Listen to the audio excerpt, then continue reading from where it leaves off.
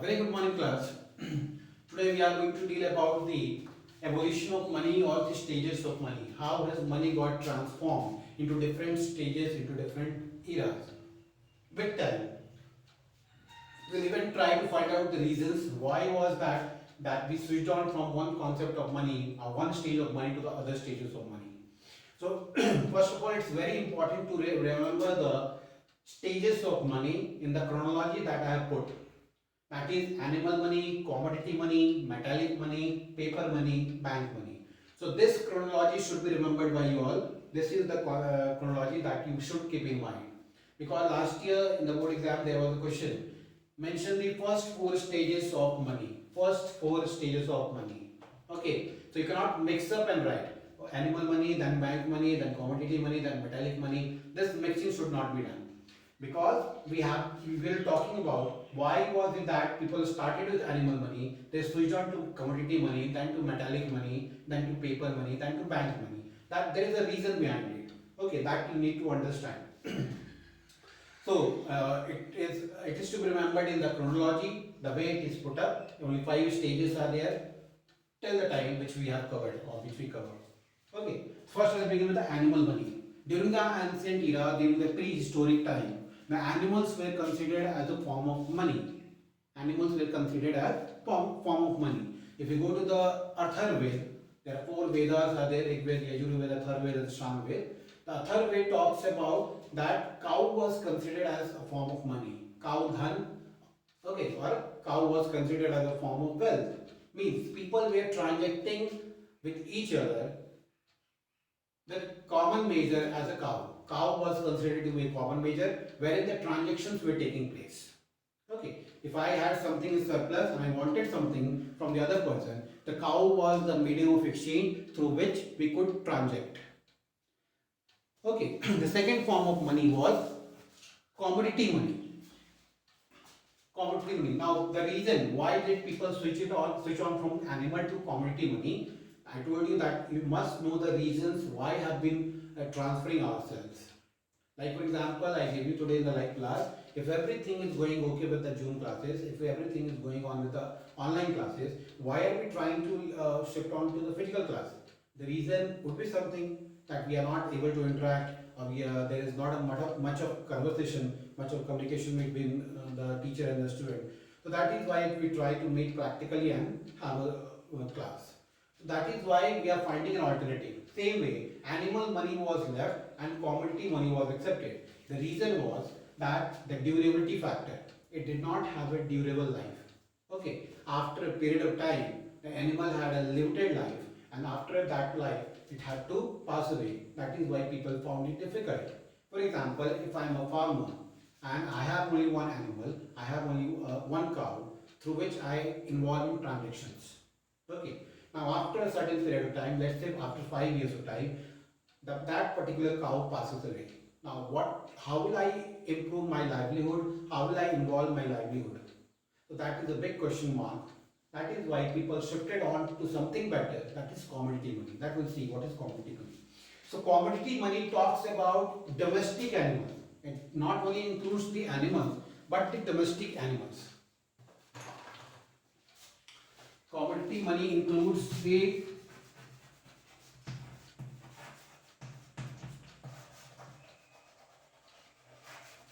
domestic animals. Okay, domestic animals, since in the animal money, only cow was considered as a form of wealth. But when we moved on to commodity money, we found that even the buffaloes, even the goats, even the monkeys, or all the animals, the domestic animals, were used as a form of wealth. If you had an ox, they could help you in cultivation. If you had a buffalo, that could be used for the milk purpose. If you had a sheep, that could be used for the skin purpose. So all these were even considered as a commodity money. But here the differences does not get clear cut.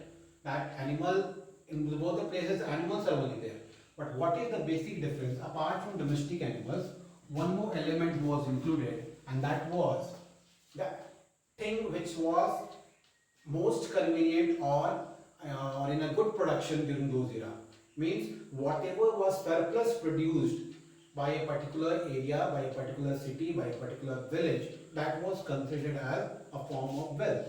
For example, if I put up in Aligarh, Aligarh is a place, okay, and which is famous for the lock production, locks, ताले, okay, वो तालों बनाने के लिए famous है, ताला बनता है वहाँ पे. तो अलीगढ़ में अगर मैं रहता हूँ तो मेरे लिए जो कॉमोडिटी मनी होगी वो होगी domestic animals plus locks. The people who live near the seashore side or near the seaside, okay, for them the commodity money will be domestic animals plus fish. Means whatever is in abundance, whatever a people is blessed with, that will be considered as a form of money. Okay, now again the same thing. During those times, the people used to go on war. There used to be a principle of occupancy, which says that if you want to occupy a place, you will have to fight a war. And for that, you require a good military system, good soldier system, and with all the modern weapons, where you can have a war, and if you win, you can occupy that place. So that was called as principle of occupancy. So all the major equipments or the weapons that the soldiers used were even considered as commodity money. Okay. Now we switch on to metallic money. Since again the same question was there that it was not durable. It was not durable, it was not portable. It did not have a much of intrinsic value. That is why people switched on to a new form of money, that is metallic money. With this, when we move to the metallic money, we recognize that we are talking about the evolution of human beings, wherein they have found some metals, like copper was the first metal which was found by the early civilization. Later on they found tin. Then when they mixed copper plus tin, they found a new metal which was called as bronze, and then they added up iron, then the gold, silver. This way the journey kept on moving.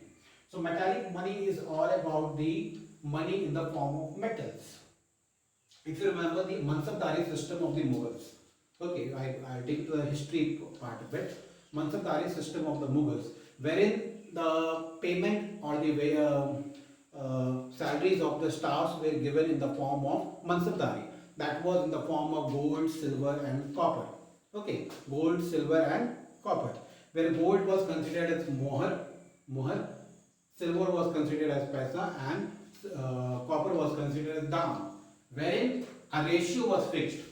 Ratio was that 50% plus 25% plus 25%. Now what is this 50%, 25%, 25%? 50% in the form of gold, 25% in the form of silver and 25% in the form of copper. Through this system, the payments were made to a staff. Okay. The king had a clear-cut idea in his mind that if all of the 100% are given in the form of gold, then there could be a black marketing, there could be a hoarding which will decrease the reserves of golds in the system. That is why they gave it in this ratio. So basically these both were used for daily transactions, for their nominal transactions, and these were used for heavy transactions. Okay. Now we switched on to paper money. Why? The reason was, why did we switch on from metallic money to paper money? The reason was, again, it was not very portable. Okay. If suppose I have to carry 10 lakhs in the form of metals, that too in the form of gold, silver, copper, how bulky it will be for me to carry from one place to other place. One reason. The second reason is that metallic money we are talking about now. The second reason would be that it would be very bulky. First, metals would be very bulky, and second, that there would be overstocking or a hoarding of some metals. That is why the government believed that they should switch on to some better means of exchange. That is why they got converted to paper money. Paper money is all about the bank money or the note money that we have today. Okay, the notes that we have, that is a form of paper money. Now with the paper money, there is a problem of counting. If it is in a big transaction, whole day it takes to count. That is why they switch on to a better mode, that is bank money. Bank money is basically in the form of checks, overdrafts, drafts, and that is believed to be the most secure mode of payment which the current generation uses, which the current era uses. Okay, so bank money is the last concept of money which has come, last stage of money which we have developed. All the e-payment system, all the online payment system comes under the category of bank money. The thing is, it is most portable, it is most trustworthy, and it is most secured one. That is why people today are involved with paper and bank money. Okay. So this were the stages of money. Your duty is to learn the stages of money in detail. The questions are generally asked from this part, and this is very important from the examination point of view. Thank you, class.